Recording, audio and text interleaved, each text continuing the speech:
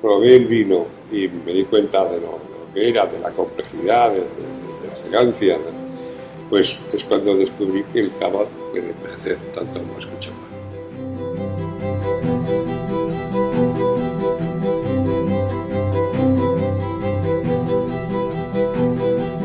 La guía Peñín ha sido un termómetro que ha medido la temperatura de calidad del vino español en los últimos 26 años. Pero qué casualidad, es que los últimos 26 años son los 26 años más importantes del vino mundial.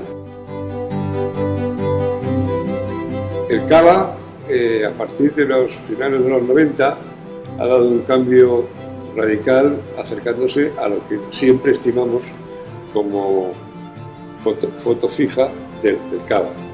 Tiene que ser elegante, una burbuja muy integrada, finura, toda la complejidad que ofrece, que produce las levaduras, las vías muertas,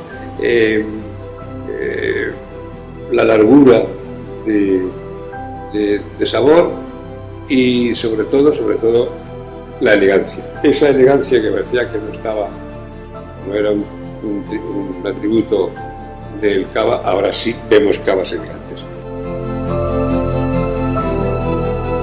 Por la parte de arriba, los cavas han mejorado mucho más, en fin, sobre todo yo, gracias a cavas Gramona, aprendí lo que era un cava, lo que ocurría a un cava cuando envejecía mucho en botella. Yo nunca pensé que un cava mejorara tanto en botella hasta que descubrí el Cellar Butler, que para mí ha sido un shock prácticamente, y de hecho ha sido la bodega que ha estado liderando durante bastantes años la guía lo que son la relación de los cavas en la guía. Pero ojo, estamos hablando de 700 marcas. He probado vinos de 10 años en botella, 12 años en botella o más, y 15 años también, cosa que estaba reservado a los champanes y me ha sorprendido. Es por donde ahí ya di un giro a mi opinión y en paralelo coincidiendo con la mejora también de muchos vinos de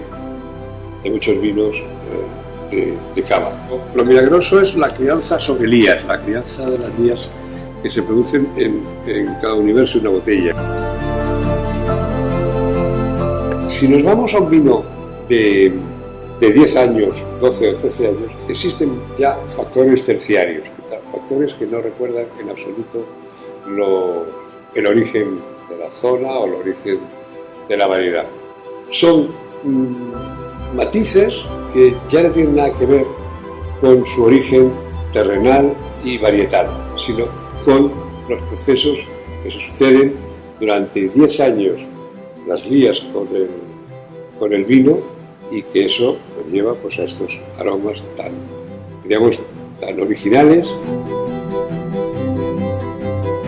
Fue cuando probé los cavas viejos de Gramona, Tres Lustros y Cellar Butler. A mí me sorprendió que los vinos estuvieran tan enteros, que no estuvieran ligeramente evolucionados, como pasaba siempre cuando tomabas una gran reserva de cava. Aquí pues, tenía una frescura, a la vez un señorío, una frescura y una elegancia y una densidad en boca que me sorprendió bastante. Entonces es ahí cuando me di cuenta que las bodegas, y creo que desde entonces ya se han apuntado muchos a este carro, creo que las bodegas del Penedès, las bodegas del cava, deben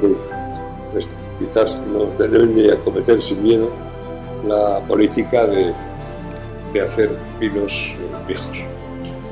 Solo sea como reclamo de prestigio.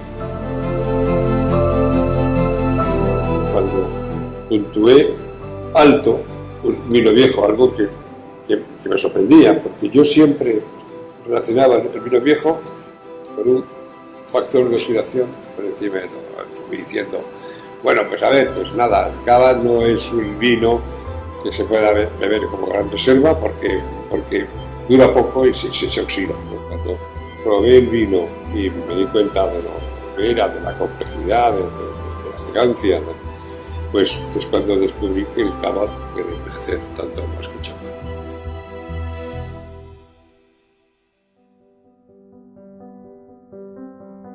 O sea, yo creo que el cava debería tener su propio lenguaje y el cava, digamos, del Penedés, que es donde se hace la mayor parte de la producción de cava de España, debería de buscar su propio mensaje. ¿Realmente el objetivo es competir con el champán?